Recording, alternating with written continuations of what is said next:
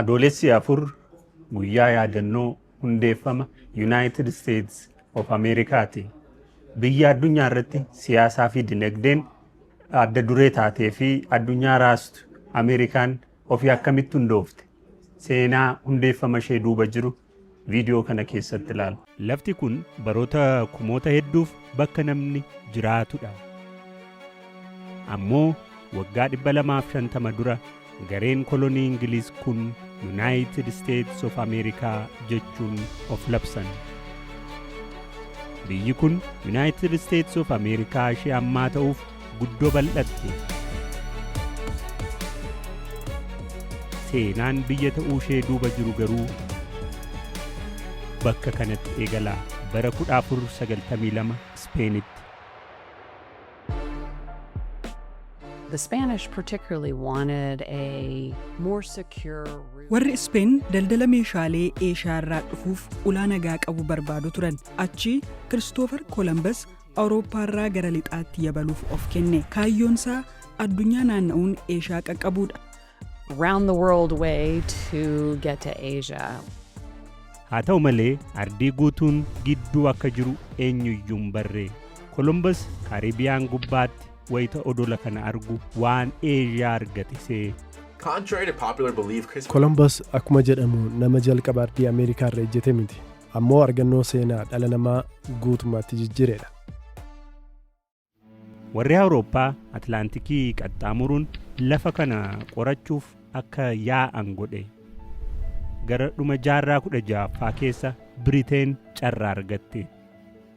The Spanish by this point have been bringing Baras warri Spain ulaa meeshaalee daldalaa uummatni eegu itti fidan qofa osoo hin taane warqee fi meetii hedduu fidu ture. Spain akka masaanuu Ingilaanditti soorettii fi kan humna qabdu ta'aa dhufte. Mootiin gonfoo Ingilaand lafa kanarraa haga ta'e barbaadan. Warri Spain gara kibbaa irratti wayita xiyyeeffatan biyyootni Awurooppaa kaan kaabatti fedha horatan. Warri Biriteen bara 1585 asitti kolonii ijaaruuf yaalanii milkii dhaban.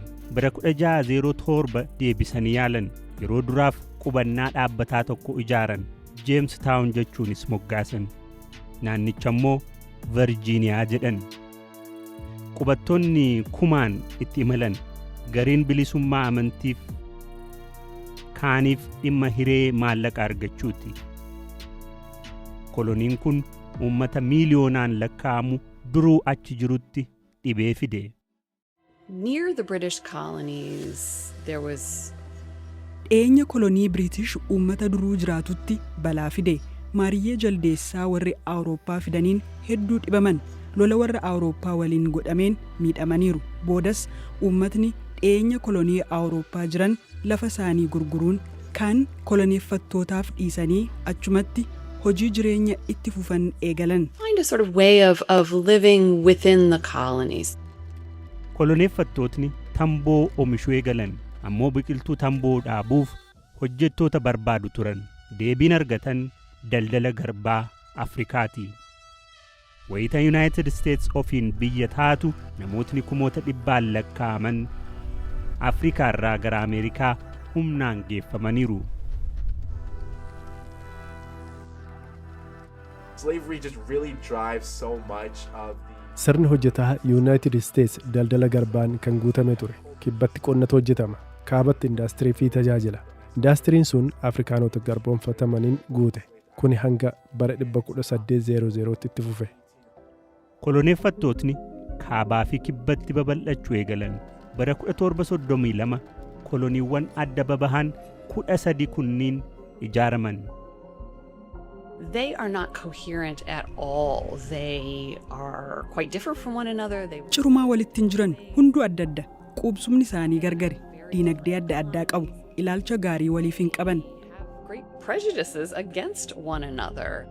Wanti tokko isaan godhu eenyummaa isaanii Biriteenidha. Koloneeffattootni kun Biriteeniin akka qe'ee isaanii isa dhugaatti ilaalu. Daandiin gara warraaqsaa geessu garuu bara 1750moota keessa eegale. Biriteenii fi koloniiwwan ishee Ameerikaa jiran Faransaay waraanan. Wayita kana Faransaay kaaba Ameerikaatti lafa hedduu dhuunfattee turte. waraanaan booda garuu lafti hedduun harka Biriteen gale. Wayita kana koloniin Biriteen yoo bal'achaa deeme uummata duruu achi qubate waliin waraana dhalaa jechuun mootiin Ingilaand yaaddee. Koloneeffattoonni gara lixaattis bal'achuu fedhan. Achi mootiin Ingilaand labsii tokko baase. Bakka amma jiruun achi gara lixaa bal'achuun hin danda'amu kan jedhu. Koloniiwwan garuu labsichi gara lixaa duula godhamu akka dhaabu hubatan. Waraana Faransaay waliin godhame booda liqaan Biriteen guddatee ture. Mootummaan koloniiwwan Ameerikaa gibira guddaa akka kaffalan murteesse. Members of Parliament think colonists should bear a little bit of the cost of this. Miseensonni paarlaamaa koloniiwwan baasii waraana waliinii ta'anii injifatan arguu qabu jedhanii yaadan. Koloniiwwan kanatti waliin galle. Suuta koloniiwwan kana biratti mufannaan warri Biriteen jiran nu bulchuu qabu jechaadha jedhu dabalaa dhufe. The idea that men back in Britain should be able to rule them. Giddugalli mufannaa kanaa magaalaa Boston teessoo kolonii Massachusetts. Yeroos Massachusetts namoota qaroodhaan guutee ture. Akkuma qaroo warra ammaa wanta godhuu qaban namni akka itti himuun fedhan. Wantootni afur Boostonitti kun akka ta'u sababa ta'eera. Bara 1765 koloneeffattootni Booston gibira British irratti diddaa kaasan. Achis bara 1770 loltootni Biriteen namoota nagaa hiriiranitti dhukaasan. Nama 5 ajjeesan. Kunis ajjeechaa jumlaa Massachusetts jedhame. Waggaa 3 booda Boostonitti namootni doonii Biriteen koranii baala shaayii hidhaa 300 buufatan. Kuni diddaa gibiraa Biriteenii fi to'annoo daldalaati. Booda Boston Tea Party jedhame. Paarlaamaan Biriteenis Massachusettsin fincilaa jedhee labse. Achis bara 1775 fuulaa fuulatti walitti ba'an. Bostonitti dhiyaatee loltootni Biriteen 700 namoota nagaa hidhannoo qabaniin walitti bu'an. Dhukaasni dhalate. Kolonicha keessaa 8 ajjeefaman. Koloniin kun waraana nama amma suurri isaa doolaararra jiruun hoogganamu ijaare George Washington. Koloniin kun ifatti Biriteen waliin waraanatti gale. The revolution is a war. Warraaqsi kun sochii walabummaa ta'uun dura waraana ture. Kanaaf kolonii kana keessa warri jiran mootummaadhuma isaanii waliin waraanatti lixan. Ammoo hedduun isaanii walabummaan furmaatadha jedhanii hin yaadan ture. I think independence is the solution. Kuni hanga bara 1776 namni Toomaas Peen jedhamu barreeffama Biriteenii fi mootii ishee jalaa walabummaa argachuu gaafatu barreessee bittimsutti itti fufe. Waamicha kanas common sense jechuun moggaase. Gurra argate. Thomas Paine odolli xiqqoon ardii bulchiti kan jedhamu akkamiin hiika kennaa jedhe. To rule a continent. Yaadni uummataa walabummaa deeggaruutti cime. Bakka buutotni koloniiwwan 13 Filaadelfiyaatti wal ga'an. Bakka bu'aa Virgiiniyaa Thomas Jefferson wixinee Biriteen irraa fottoquu ibsu akka katabu filatan. Dhuma waxabajjii wixinichi koloniiwwan kanaaf dhiyaate. Adoolessa 4 bara 1776 bakka buutotni koloniiwwan 13 labsii walabummaa kana mirkaneessan. United States of America dhalattee jechaadha. It's a process. It's not. Adeemsadha. Ati walabummaa labsitee mallatteessuun ati biyya haaraa ta'uun hundi fudhate jechuu miti. Ishoo yeroo gammachuusa jedhan miti. Ati amma labsii biyya walabaa mallatteessuun walabummaa kee tikfachuuf waraana eegalta jechuudha. Waraanichi ni hammaata. Mootichi fincila gantootaa kana dhaabuuf loltoota Biriteen 32,000 gara New York erge. Warri Ameerikaa, Faransaay fi Speen akka isaan gargaaran gaafatan. Biriteen amma sadaniifuu diina. There was a lot of incentive. Impaayeroota Awurooppaaf biyya haaraa Ingilaandirraa adda cittee deeggaruun faayidaa qaba. Sababni isaas imala isaa fi milkii isaanii gara jalqabaa kanatti isaan deeggaruu keetiin faayidaan michummaa fi dinagdee argachuu dandeessu maal akka ta'e eenyu beeka.